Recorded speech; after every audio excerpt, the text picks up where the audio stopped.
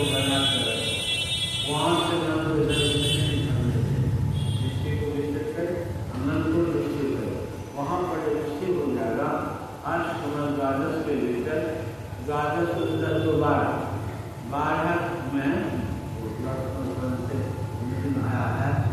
ऐसे जगह में कहते हैं एकदम मन को स्थित कर दीजिए, दृष्टि को स्थित कर दीजिए और वहाँ से दृष्टि और मन को भागने नहीं दीजिए।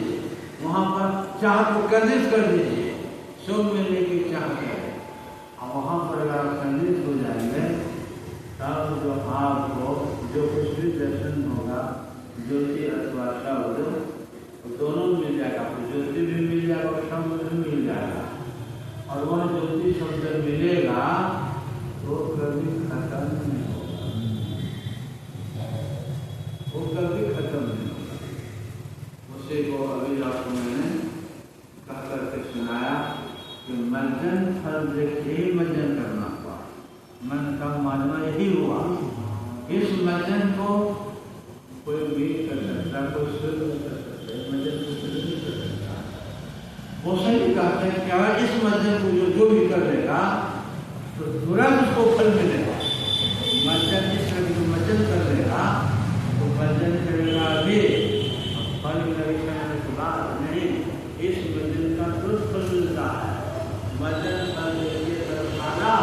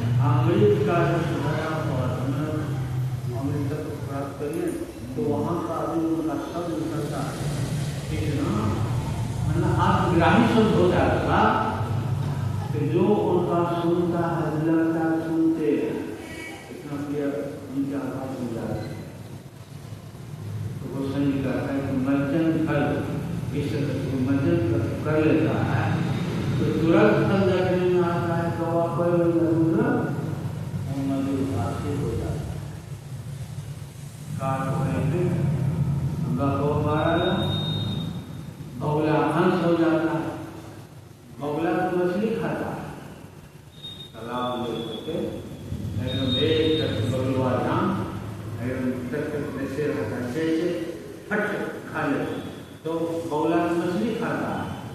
जो हंस होता है वो हंस मछली नहीं खाता है। हंस कहते हैं कि मांस सरोवर में रहता है और मछली चूंकि पर खाता है। मतलब जो पिंड में रहने वाला साधक अथवा साधिका है वह पिंड से ऊपर ऊपर ब्रह्मांड में चले गए और ऐसे ब्रह्मांड में चले गए जहाँ पर प्रकाश और सब बड़ी होती है, उसी की वर्षा होती है। वही हीरा मोती का वर्षा यानी उसी में उसका मन डूबा हुआ रहता है। वो सही कहते हैं क्योंकि ठीक से सुनेगा समझेगा समझ करके अगर ठीक साधना करेगा तो उनके जीवन में बदलाव और बदलाव ये नहीं कि बाद में आएगा नहीं, जैसे वृक्ष मिलेगा वैसे उनके जीवन में बदलाव आएगा, स्वभाव बदल जाएगा। करते हैं सुनी आचरण करे जन कोई सत्संगित नहीं महिमा नहीं कोई ऐसे करके आचरण न करे क्योंकि सत्संग निर्माण से नहीं है। नीचे की पंक्ति बताते हैं वाल्मीकि नारायण दासी और उनके जो माँ थे नारायण की माँ जहाँ साधु भक्त रहते थे वहाँ पर उदारे का काम करना की जो माँ से उदारे का काम करना और नारायण जी वह साधु संत के पास रहते थे, वहीं पर खाते पीते थे और इतना शुद्ध हो गया, इतना निर्मल हो गया, वही शरीर को छोड़ करके देव ऋषि दासी नारायण दासी सुनी आदर करेंगे कोई वाल्मीकि नारद नारद और वाल्मीकि बहुत बड़े प्यारा थे और अगस्त से कितने बड़े ऋषि थे भगवान शिव के गुरु बने थे।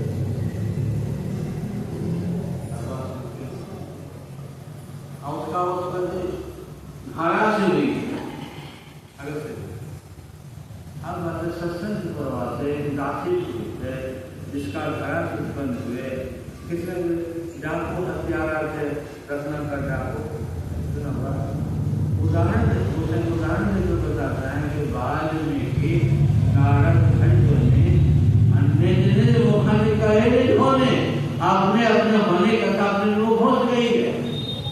रामायण अगर किसी का वचन है भगवान के पास है अगर सब आपने होने का आपने लोग घोष गए।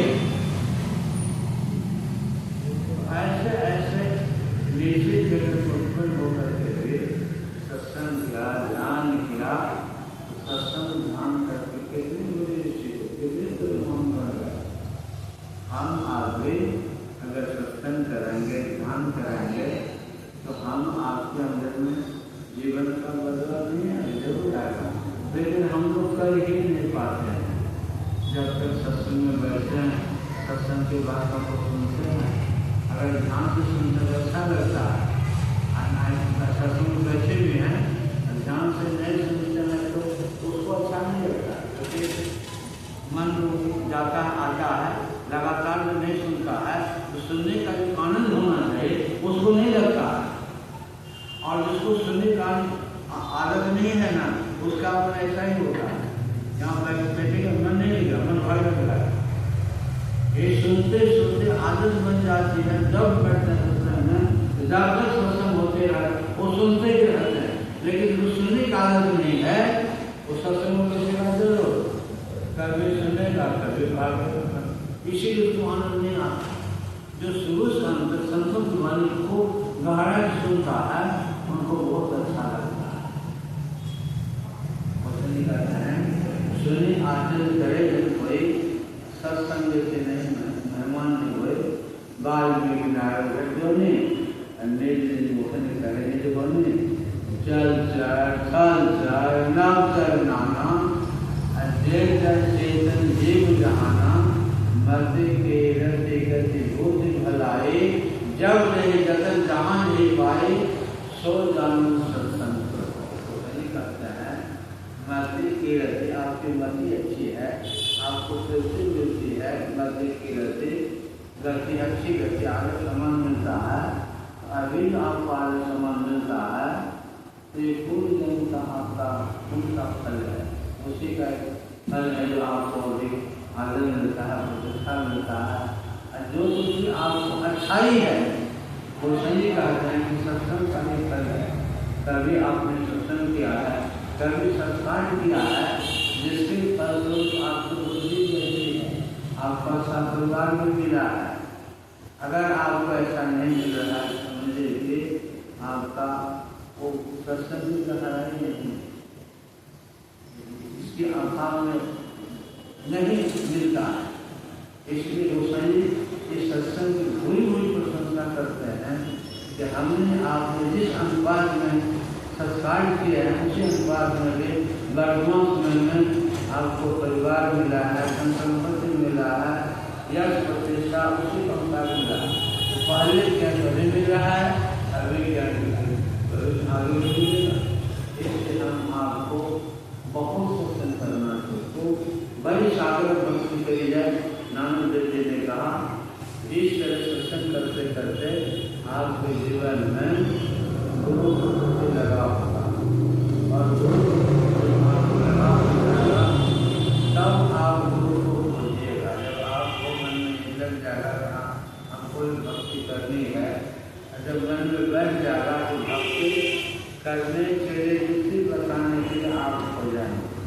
एक खुद आपका जगेगा, जब खुद जगेगा तब आप हो जाएंगे। आप हो जाएंगे, सच्चे जगह से हो जाएंगे, आपको कुछ मिल जाएगा, सच्चा जगह मिल जाएगा।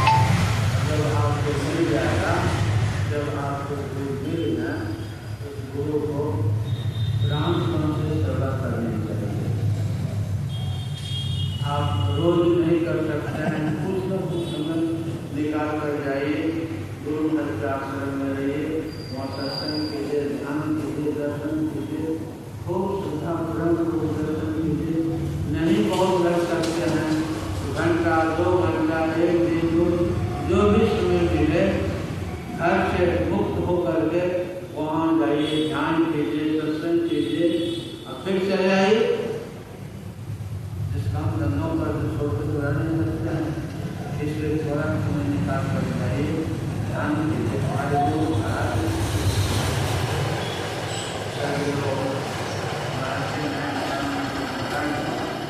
बाबा देवी साहब से मुलाकात 1919 ईस्वी महीना में बाबा देवी साहब से हमें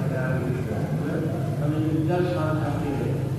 लेकिन गुरु महाराज अभी तो आश्रम में रहने की व्यवस्था, खाने पीने की व्यवस्था, बाबा देवी साहब की वृंदावन में रहते थे, वहाँ न खाने की व्यवस्था थी न रहने की व्यवस्था थी। गुरु महाराज अपना व्यवस्था बना कर वहाँ जाते थे। जैसे जाते थे बाबा देवी साहब को जैसे लाला कितने दिनों के लिए आए हो तो बता देते 4 दिन 5 दिन।